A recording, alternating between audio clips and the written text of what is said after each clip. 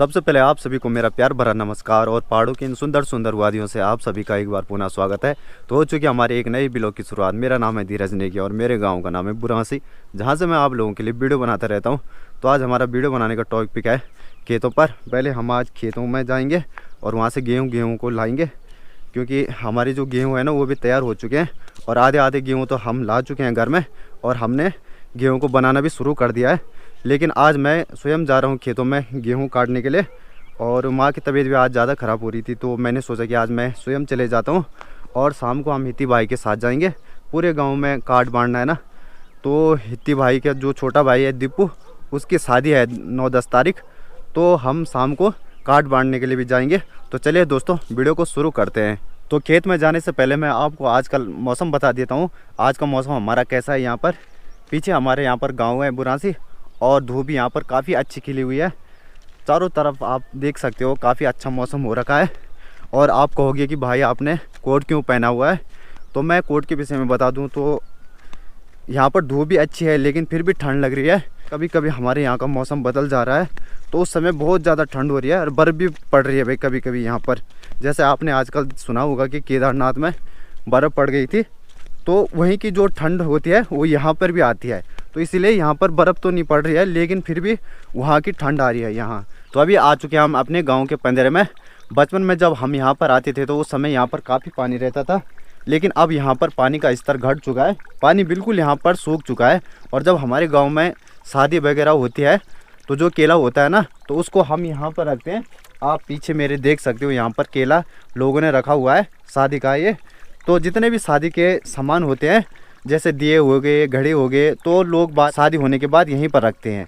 ये हमारा पंदेरा है और यहाँ पर भाई पानी भी पूरी तरह से सूख चुका है। तो अभी मैं अपने खेत में आ चुका हूँ। यहाँ पर मैं थोड़ी देर में गेहूँ काटूँगा। और अपने यहाँ के विषय में बता दूँ आपको, तो लोगों ने यहाँ पर लगभग खेत का सारा काम कंप्लीट कर दिया है। बस कुछ कुछ खेत रह चुके हैं जहाँ पर कि लोग अभी लगे हुए हैं अपने अपने गेहूँ को काटने में। और लोगों ने काफ़ी संख्या में खेतों का काम कर दिया है और खेत हमारे पूरी तरीके से खाली हो चुके हैं। बस कुछ कुछ संख्या में यहाँ पर खेत रह चुके हैं। तो चलिए बता देते हैं आपको सिनेमैटिक शॉट्स है।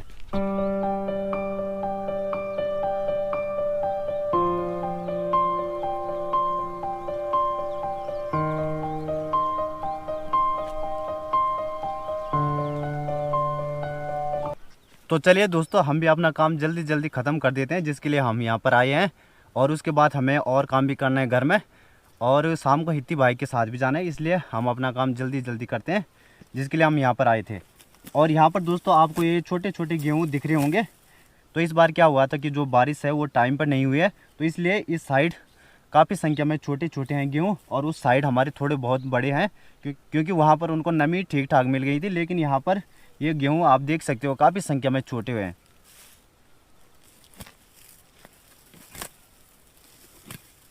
दोस्तों एक बात और बता दूं मैं आपको, जो हमारे पहाड़ में बसने वाले लोग होते हैं ये काफ़ी मेहनती होते हैं और ईमानदार होते हैं।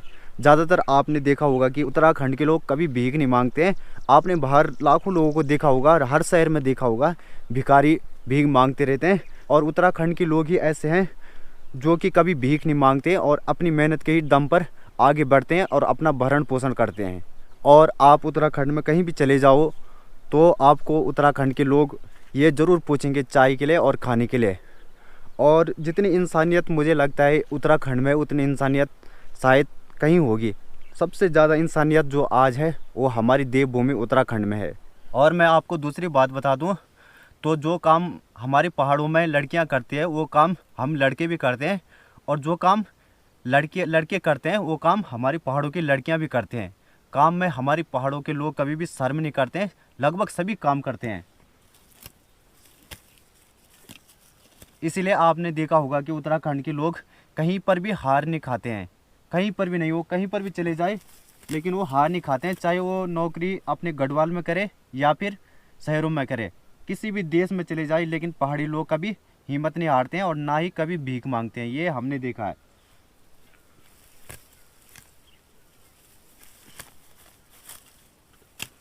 और कई लोग ऐसे होते हैं जो हम पहाड़ी लोगों की एजुकेशन पर सवाल उठाते हैं कि आप लोगों के अंदर नॉलेज की कमी होती है। देखिए ऐसा है कि हमारे यहाँ पर एजुकेशन की व्यवस्था ठीक से नहीं है और हमने बचपन से ही हल चलाना सीखा है। जिस उम्र में बाहर के लोग ट्यूशन वगैरह पढ़ते हैं, उस उम्र में हम हल लगाते हैं, जंगलों में लकड़ियों के लिए जाते हैं, अनेक काम करते हैं अपने घर के। लगभग बचपन से ही हमारे हाथों में कुदाली, हल, ये चीज़ें दे दी जाती है। इसलिए पहाड़ी लोग एजुकेशन में उतने ही नहीं होते हैं, लेकिन कर्मठ और ईमानदार ज़रूर होते हैं। और दोस्तों रही बात मेरी, तो मैं दोस्तों खेती का काम भी करता हूँ। मैं कभी काम में शर्म नहीं करता हूँ कि ये काम मैं नहीं करूँगा, मैं यूट्यूब पर काम करता हूँ तो मैं ये काम नहीं करूँगा। दोस्तों अगर हम ही लोग इन कामों को नहीं करेंगे तो आने वाली पीढ़ी कोई भी नहीं करेगी। इसलिए हमें पहले उनका आईना बनना चाहिए, हमें उनको मार्गदर्शन दिखाना चाहिए कि काम ज़िंदगी में कोई भी छोटा या बड़ा नहीं होता है। और रही बात मेरी ब्लॉग बनाने की, तो मैं ब्लॉग लगभग सभी प्रकार के बनाता हूँ। मैं आपको ट्रिप पर भी ले चलता हूँ, कैंपिंग भी करता हूँ कभी कभी, और पहाड़ की लाइफ स्टाइल भी दिखाता हूँ कि हमारे पहाड़ में लोग किस प्रकार जीते हैं, किस प्रकार रोज़मर्रा की ज़िंदगी पहाड़ों में चलती रहती है। और पहाड़ों की ज़िंदगी होती है जो वो लगभग खेती पर ही निर्भर है। नौकरी पर पहाड़ी लोग काफ़ी डिपेंड रहते हैं, ज़्यादातर खेती पर ही डिपेंड रहते हैं। तो यहाँ पर दोस्तों हमने लगभग अपना पूरा खेत कंप्लीट कर दिया है। अब हम इसको बांधेंगे और उसके बाद घर ले जाएंगे।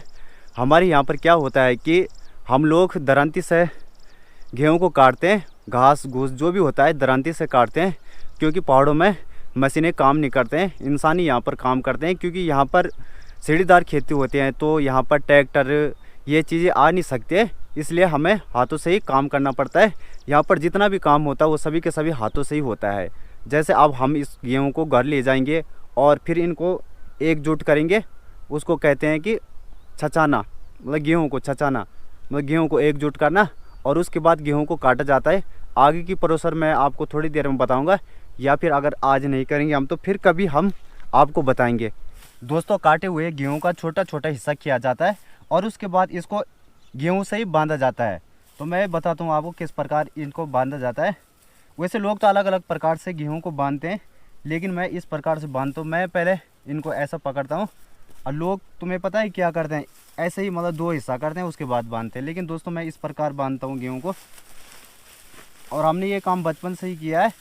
पहले तो हमारी क्या थी, दीदियाँ थी, लेकिन अब मैं अपने माँ पिता के साथ ये काम करता हूँ, क्योंकि दोस्तों उनकी जो एज है ना वो काफ़ी हो चुकी है, तो उनके साथ मुझे ही काम करना पड़ता है। और पहले मतलब मेरी 3 दीदी थी तो उनकी शादी हो चुकी है अब। तो हम दोस्तों इस प्रकार ये हमने तैयार कर दिया, ये हमने बांध दिया है। तो इसी प्रकार हमने जितने भी ये गेहूँ काटे हैं उनको छोटा छोटा गट्ठी करेंगे और उनको बांधेंगे और उसके बाद इनको घर ले जाएंगे। हमने लगभग अपना पूरा खेत कंप्लीट कर दिया है और इस समय हम जा रहे हैं घर। और कहते हैं ना कि खोदा पहाड़ और निकला अंडा। देखो भाई कितना बड़ा खेत था हमारा और इतना ही निकला बस थोड़ा। तो ये सब कुछ हमारा मौसम पर डिपेंड करता है। अगर हमारी बारिश पहाड़ों में ठीक ठाक टाइम पर होती है तो हमारी फसल भी अच्छी होती है। अगर बारिश टाइम पर नहीं होगी तो फसल भी इसी प्रकार होती है, थोड़ा बहुत मेहनत का फल मिलता है। और कभी कभी तो ऐसा होता है कि जब लगातार बारिश होती रहती है तो हमारी फसल उससे भी ख़राब हो जाती है। तो जैसे कि अभी हम घर में भी पहुंच चुके हैं और यहाँ पर माँ बना रही है गेहूँ को, क्योंकि मैं आज खेत में गया था गेहूँ लेने के लिए और माँ की आज तबीयत भी ख़राब थी। तो मैंने कहा माँ के लिए कि आप घर में ही बैठे रहो और गेहूँ को बनाओ। तो माँ बना रही है यहाँ पर गेहूँ को, तो दिखाते हैं आपको किस प्रकार यहाँ पर गेहूँ को बनाया जाता है। तो यहाँ पर माँ बना रही है गेहूँ को, ये आप देख सकते हो। जो मैंने अभी गेहूँ काटे थे तो उनको माँ एकजुट कर रही है। और जो हमने इससे पहले बनाए थे ना गेहूँ, ये तो अभी माँ शुरुआत कर रही है, मतलब बना रही है। तो जो हमने इससे पहले बनाए थे गेहूँ तो उनको दिखा देता हूँ आपको। तो ये है वो गेहूँ जो हमारी माँ ने पहले ही बना दिया था, ये आप देख सकते हो यहाँ पर। तो इसके बाद इसको काटा जाएगा और आगे का प्रोसेस हम आपको नेक्स्ट वीडियो में बताएंगे किस प्रकार इसको काटा जाता है, ठीक है ना। तो आप दूसरा ब्लॉग शुरू करते हैं, क्योंकि हमें अब हिती भाई के साथ भी जाना है कार्ड बांटने के लिए। तो बने रहे ब्लॉग के साथ।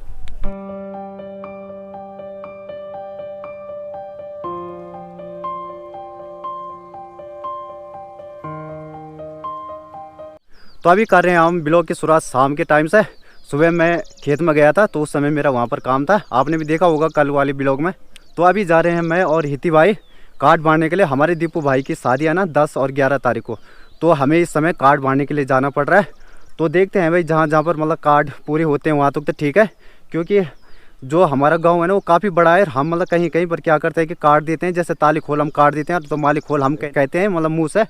तो हिती भाई हमारे साथ और मैं और हिती भाई जा रहे हैं। तो हिती भाई ठीक ठाक। हेलो, हाय दोस्तों, कैसे हो आप लोग? भाई दोस्तों देखो, मैं धीरज भाई का बहुत बड़ा फ़ैन हूँ। मैं मुंबई रहता हूँ लेकिन मैं धीरज भाई की वीडियो बहुत देखता हूँ। मैं धीरज भाई को बोलता हूँ कि भाई गांव की वीडियो बनाओ, यहाँ से थोड़ा दिखाओ हमें भी गांव, हमें क्योंकि गांव की बहुत याद आती है। ठीक है, तो आज मैंने धीरज भाई को बोला कि धीरज भाई थोड़ा कार्ड देने जाना है। तो धीरज भाई ने बोला चलो ब्लॉग शूट भी कर लेते हैं। मैंने कहा ठीक है, अच्छी बात है। मैंने कहा तो आज तो हम कार्ड दे रहे हैं और जिस दिन शादी होगी उस दिन भी आपको दिखाएंगे कि गाँव में कैसी शादी होती है। ठीक है, तो चलो दोस्तों अभी चलते हैं। तो दोस्तों हम करें वीडियो की शुरुआत यहाँ से शुरू, क्योंकि हमारा ताली खोल यहाँ से शुरू हो जाता ना। जिस दिन मैं और मोनू भाई गए थे तो वो उस दिन तो हमने दूसरी साइड से शुरू किया था, लेकिन आज कर रहे हैं हम वीडियो की शुरुआत यहाँ से। तो चलिए पहले हम इन वाले मकानों को कंप्लीट कर देते हैं, उसके बाद नीचे चलेंगे भाई। तो चलिए वीडियो में बने रहे। तो दोस्तों अभी हम नीचे ताली खोल में आ चुके हैं और यहाँ पर क्या हो रहा है कि कुछ कुछ परिवार अभी घर में नहीं मिल रहे हैं। तो जो जो परिवार हमारे आस पड़ोस में घर में है तो उन्हीं के लिए हम कह रहे हैं कि उनको भी बता देना कि मतलब 11 तारीख शाम को मेहमान में आना है।